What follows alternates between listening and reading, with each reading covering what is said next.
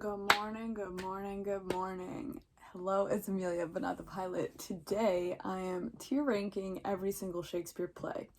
If you don't know, for some odd reason, I decided to read every single Shakespeare play that exists. There's 37 in case you were wondering, all in 1 year. I was successful, super fun, great. You could go watch that video, it's on my channel. I think it's 2 hours long. I apologize. This is for you to see actually how I would rank all of the Shakespeare plays and whether or not you should read them, but in a quicker format. So, to begin, I found this Shakespeare tier list maker on tiermaker.com. You know how it is, and it has all of my Folgers edition covers, as we love. So let's just get into it. To start, I think we all know that my favorite is MLitt. Oh, let's put her, okay. And I also love the Scottish play Macbeth. However, there's some ones that we could very also quickly put very far below, which is Winter's Tale. I did not get it. It was really boring, not worth it.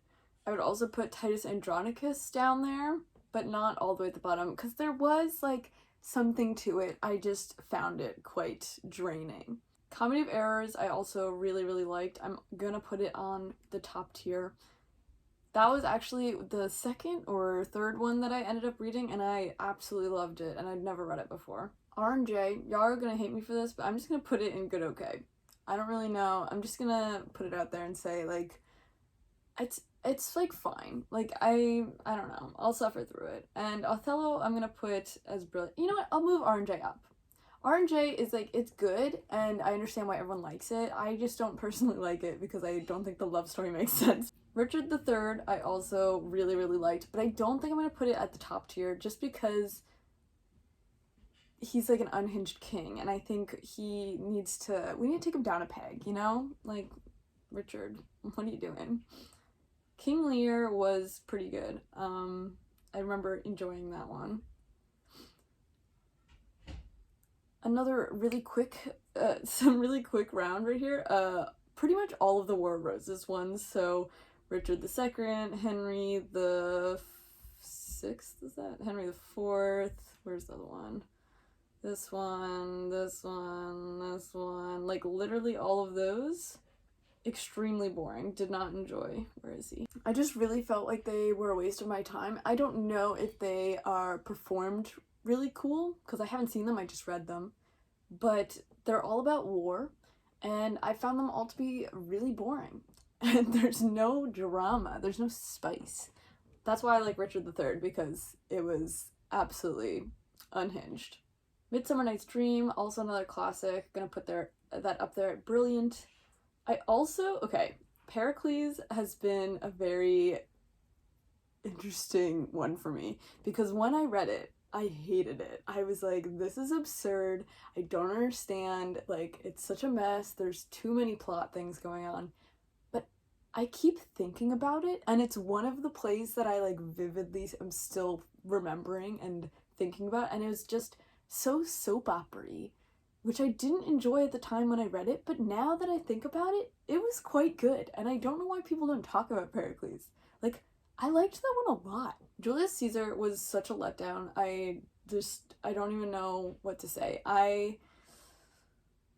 think I'm gonna put it in met okay though, because it does have really great quotes in it, and it is sort of iconic. I just didn't enjoy it because obviously Julius Caesar dies, as it goes. Spoiler alert. But then that happened in like the first 2 scenes, and then the rest of the story was just like them running around being like, what do? We killed him. Oh no. Which was not fun. Taming of the Shrew I absolutely hated. That is going in Rotten Orange. I remember Much Ado About Nothing being quite fun. I honestly, remembering all of them is quite difficult, being that there's 37 of them. So I don't remember specifically what happens in that one. I just remember that's the one that David Tennant is in the movie of, with, maybe it was a play. And I did enjoy it. I think it's about a bunch of couples getting paired up. Twelfth Night I literally just read, but it was really unremarkable. I liked it, but I literally read it last week, and I don't think I could tell you a single thing that happened in it. I'm also gonna put Tempest down there. You know what? Oh, okay, I'm gonna move 12th Night and Tempest up a little bit, just because I liked them, but, like, they're not, like, notable. Do you know what I'm saying? Tempest, I am also putting in good okay, just because I really didn't like the one guy, I think he's, like, a magician. Was it Prospero? I think his name was Prospero. He was just really mean, but, like, the rest of the play was, like, fine. It was enjoyable. But I thought he was just, like, unnecessarily unkind. Which I'm sure is, like, the point of the show, but I didn't like it. It made me upset. All's Well That Ends Well, also, like, just another, like, skip. Like, it just wasn't that good. So, I'm putting that down there. Troilus and Cressida was also, like, fine. It's a history one about two people in the Trojan War, and it was, like, okay. Now, and Antony and Cleopatra is also another history one. I did like that one a bit more, though, but it was very long, if I remember correctly. As You Like It was really fun. I think I'm also gonna put that up here somewhere. It's just, like, a fun little, I don't know, like a fun little comedy. That's what it was. Merry Wives of Windsor. See, now I feel like there needs to be, like, something in between here. Merry Wives of Windsor, okay, maybe I should move these up.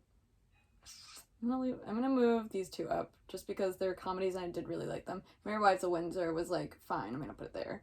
It's, like, two women find out these plots that their husband are trying to do, and then they thwart them, so 10 out of 10, that was great.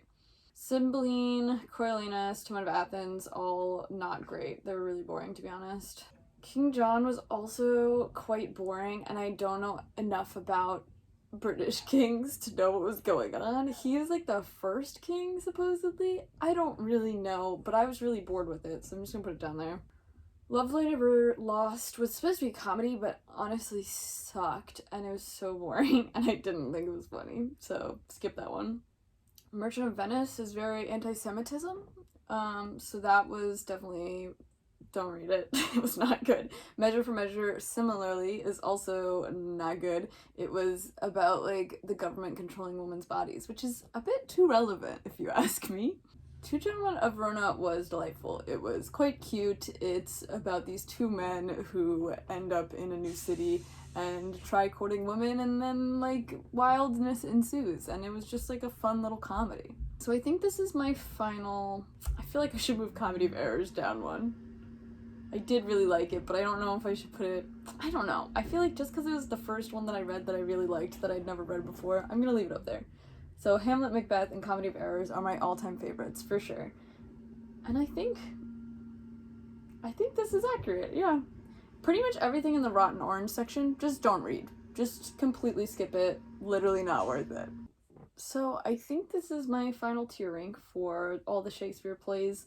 If you have any questions regarding more about the plots of these Shakespeare plays, or my thoughts on them, please refer to the other extremely long video. I tagged each book as a timestamp, so you could just skip directly to a certain play if you want to hear specifically about that play. I am glad I did this year. I feel like it was an accomplishment, but it wasn't too big of a task. It is 37 plays, but they're all quite short. You could read them in a day if you really wanted to, or read them in a couple days, but I feel like I understand the bard now, you know? Me and Bill Shakespeare, my boy, I get it now. And what I really want to say, what I've learned from this, in conclusion of reading all 37, is that people only know those, like, 10 famous ones because those are the good ones. And the ones that people don't talk about are not good. So don't read them. Although I did really like Pericles, and I feel like no one knows what Pericles is. Anyway, thanks for joining me on this video. Let me know down below if you agree with my ranking or if you have thoughts. Thank you so much for watching. Bye!